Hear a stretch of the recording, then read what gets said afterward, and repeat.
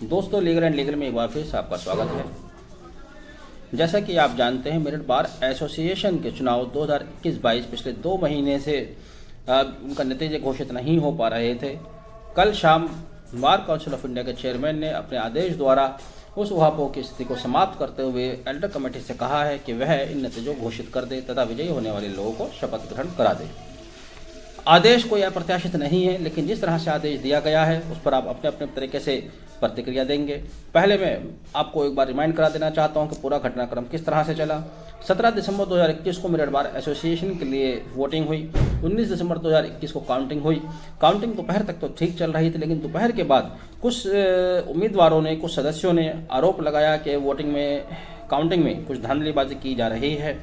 जिसके बाद 20 दिसंबर 2021 को बार काउंसिल ऑफ उत्तर प्रदेश को, क्योंकि 19 तारीख को ही उनको शिकायत की गई थी श्री रोहिताश अग्रवाल द्वारा उनके मार्फत, 20 दिसंबर 2021 को बार काउंसिल ऑफ उत्तर प्रदेश ने वोटों की गिनती पर रोक लगा दी। 3 जनवरी 2022 को बार काउंसिल ऑफ उत्तर प्रदेश का एक डेलीगेशन मेरठ आया। उसने अपनी जांच की।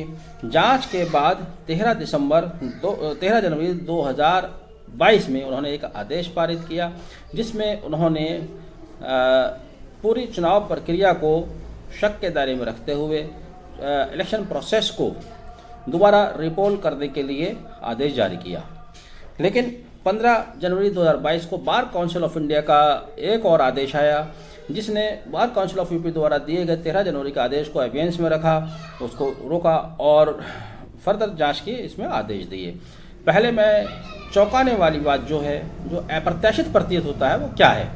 पहले आप देखिए, जब बार काउंसिल ऑफ उत्तर प्रदेश के चेयरमैन ने मेरठ विजिट किया, उन्होंने डॉक्यूमेंट्स देखे, उन्होंने एविडेंस देखे, उसके आधार पर उनकी फाइंडिंग्स क्या थी। उनकी फाइंडिंग्स देख लीजिएगा। नंबर 1, उन्होंने पाया है कि 680 वोटर्स की लिस्ट जो बनाई गई है वो हैब्जर्ड मैनर में बनाई गई है, जिनके फोटो अनमैच्ड हैं। वोटर लिस्ट का जेन्युइनली वेरिफिकेशन नहीं किया गया। ये इनको ऑब्जर्वेशन नंबर 1। दूसरा ऑब्जर्वेशन, वोटर लिस्ट के साथ सीओपी नंबर जो उनको अलॉट किए गए थे वो मेंशन नहीं है, या यूपी बार काउंसिल द्वारा उनको अलॉटमेंट नहीं हुआ था सीओपी का। तीसरा उनका ऑब्जर्वेशन के ऑनरेबल इलाहाबाद हाई कोर्ट द्वारा एक आदेश दिया गया था, जिसमें कहा गया था 1 बार 1 वोट, उसका भी कंप्लायंस इस चुनाव में, मेरिट बार के चुनाव में नहीं किया गया है। चौथा, बार काउंसिल ऑफ उत्तर प्रदेश का ऑब्जर्वेशन नंबर 4 था कि अनयूज्ड बैलेट बॉक्स पर एल्डर कमेटी द्वारा, यानी कि इलेक्शन ऑफिसर द्वारा या किसी सदस्य द्वारा सिग्नेचर नहीं किया गया है, जिसकी वजह से मैनिपुलेशन के बात को नज़रअंदाज नहीं किया जा सकता। ये बार काउंसिल ऑफ उत्तर प्रदेश की फाइंडिंग्स थी। उसके आधार पर उन्होंने 13 जनवरी को आदेश दिया था कि दोबारा चुनाव कराए जाने चाहिए। लेकिन जैसे कि बताया कि 15 जनवरी 2022 को बार काउंसिल ऑफ इंडिया ने इस आदेश को एबियंस में रखा और खुद उनका कहना है कि हमने मेरठ, इस आर्डर में कहना है कि हमने मेरठ विजिट किया और हमने ये फैक्ट लैक डॉक्यूमेंट्स के आधार पर पाए। उन्होंने क्या पाया वो भी सुन लीजिए। बार काउंसिल ऑफ इंडिया की जो फाइंडिंग्स थी वो क्या थी। उन्होंने भी ये लिखा, जो उनका नंबर 1 आदेश में नंबर 1 पॉइंट है, उन्होंने उसमें मेंशन किया है कि अनयूज्ड बैलेट बॉक्स पर उम्मीदवारों द्वारा या इलेक्शन ऑफिसर द्वारा या एल्डर कमेटी के मेंबर द्वारा सिग्नेचर नहीं किए गए हैं। दूसरी फाइंडिंग थी उनकी कि ऑनरेबल हाई कोर्ट इलाहाबाद की लखनऊ बेंच द्वारा PIL नंबर 15/2021 में 24 वो डेट गलत मेंशन है, मिसप्रिंट इसमें काफ़ी सारे हैं, 24 जनवरी में भी होगा। 24 जनवरी 2021 को जो ऑर्डर पास किया गया था उसका भी कंप्लायंस मेरिट बार एसोसिएशन के चुनाव में नहीं किया गया है। और जो आदेश मेरिट इलाहाबाद हाई कोर्ट की लखनऊ बेंच दिया गया था, जो निर्देश दिया गया था, उसी को सुप्रीम कोर्ट ने भी अपहेल्ड किया है। उसका कंप्लायंस मेरिट के चुनाव में, मेरिट बार एसोसिएशन के चुनाव में नहीं किया गया। तीसरा, उन्होंने भी उस बात के ऊपर मोहर लगाई कि सीओपी नंबर उनको जो अलॉट किए गए थे स्टेट बार काउंसिल द्वारा वो सही वहाँ मेंशन नहीं थे।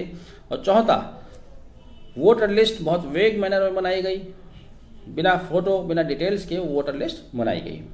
अब देखिए चौंकाने वाली बात क्या है। मेरिट बार एसोसिएशन के चुनाव में गड़बड़ी का इल्ज़ाम लगता है। जो उम्मीदवार मैदान में थे, अध्यक्ष पद के उम्मीदवार भी और जनरल सेक्रेटरी के उम्मीदवार भी, सभी ने शिकायत की कि इन चुनाव में कुछ धांधली चल रही है, गड़बड़ी चल रही है। स्टेट बार एसोसिएशन द्वारा इंक्वायरी की गई। इंक्वायरी में उन्होंने कुछ फाइंडिंग्स दी, जो मैंने अभी बताया। 4 फाइंडिंग्स स्टेट बार काउंसिल द्वारा दी गई और जिसके आधार पर उन्होंने माना कि इलेक्शन में गड़बड़ी हुई। फिर बार काउंसिल ऑफ इंडिया द्वारा इसमें इंक्वायरी की गई। लगभग उसी तरह की उसी तरह की गड़बड़ियां उन्होंने भी पाई। जब दोनों ही बार काउंसिल द्वारा, स्टेट और नेशनल बार काउंसिल द्वारा इंक्वायरी की गई है और चुनाव में गड़बड़ी होना वह स्वीकार कर रहे हैं, उसके बाद भी वो आर्बिट्रेरली कह देते हैं कि आप चुनाव के नतीजे डिक्लेयर कीजिए और इन्हीं लोगों को शपथ दिलाइए। अगर यही निर्णय आना था, यह निर्णय तो लोकल बार एसोसिएशन की एल्डर कमेटी द्वारा या एडवोकेट द्वारा आपस में बैठ के 1-2 दिन में इस मामले को सॉर्ट आउट कर लिया जाता। इसके भी आसार दिख रहे थे। ये निर्णय तो उनके द्वारा भी दिया जा सकता था। क्यों 2 महीने इस सारी प्रक्रिया में खराब हुए? अब बहुत सारे सवाल हैं जिनका जवाब देना बाकी है। सवाल किए जाएंगे या नहीं, ये बात मायने रखती है। अगर सवाल किए जाएंगे तो इनका जवाब देना मैं समझता हूँ कि बहुत मुश्किल है। Number 1, bar association, bar council of Uttar Pradesh, इन्होंने चुनाव को स्थगित करने का आदेश किस हैसियत से दिया? उसके बाद बार काउंसिल ऑफ इंडिया बीच में आती है। उनके पास कौन सी शक्तियां थीं, कौन सी उनको ऐसी पावर्स दी गई थी जिसके आधार पर उन्होंने चुनाव में नतीजों को होल्ड रखा और अब अपनी फाइंडिंग एडवर्स पाते हुए भी पुराने रिजल्ट को डिक्लेयर करने का आदेश दिया? क्या आप आर्बिट्रेरली काम कर रहे थे? अगर आर्बिट्रेशन के बतौर काम कर रहे थे तो इसमें 2 महीने का समय क्यों व्यर्थ हुआ? अब जो 2 महीने का समय व्यर्थ हुआ है, क्या नई कार्यकारिणी को आगे 2 महीने का समय और दिया जाएगा? उनके पास कार्य करने के लिए लगभग 8 या 9 महीने ही बचे। चूँकि 2 महीने इस झगड़े में निकल गए, 1 महीना इलेक्शन के प्रोसेस में निकल गया, अब आगे बचते हैं 9 महीने। शपथ कब लेंगे अभी ये भी तय होना है। शपथ लेने में कुछ समय व्यक्त होगा, नष्ट होगा। तो आप देखिएगा कि जिस कार्यकारिणी को 1 साल कार्य करना था उसके पास समय बचा कुल 8-9 महीने। इनके जो 2-3 महीने व्यर्थ हुए, अब इनका क्या रेमेडी है, क्या इनको कंपनसेट किया जाएगा?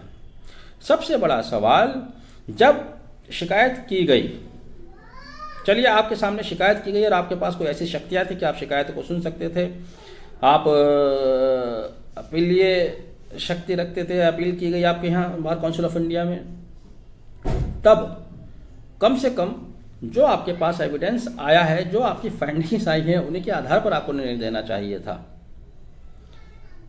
या अपना आदेश देते हुए इस बात की एहतियात बरतते, जैसा कि मेरा अपना पर्सनल व्यू है। जितनी इसमें कमियां बताई गई हैं कि सिग्नेचर नहीं किए गए हैं, सीओपी मैच नहीं किए गए हैं, तो मेरा तो शुरू से मानना यह है कि ये डेलिबरेटली नहीं है, ये एक लापरवाही है। तो कम से कम इसमें इसको लापरवाही मेंशन करते।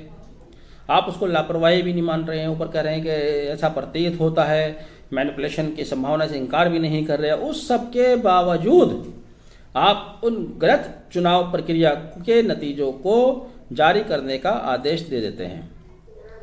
कुल मिलाकर सभी लोग इस फेवर में हैं कि नतीजे डिक्लेयर होने चाहिए, जो एक खटास की स्थिति पैदा हुई थी खत्म होनी चाहिए और एक नई कार्यकारिणी अस्तित्व में आनी चाहिए। इस लिहाज से सब लोग, मैं समझता हूं कि इस फैसले को स्वीकार कर लेंगे और कर भी लेना चाहिए। लेकिन इसमें जो समय व्यर्थ हुआ, थोड़ा सा वो एक तकलीफ देने वाला है। बहरहाल स्थिति स्पष्ट हुई। जो नई कार्यकारिणी जीत कर आई है उस सभी को बहुत बहुत बधाइयाँ। जो नहीं जीत पाए हैं, हर साल होने वाला चुनाव है, अगले साल फिर कोशिश करेंगे। वीडियो को आखिर तक देखने के लिए बहुत बहुत धन्यवाद। Thank you. Have a nice day.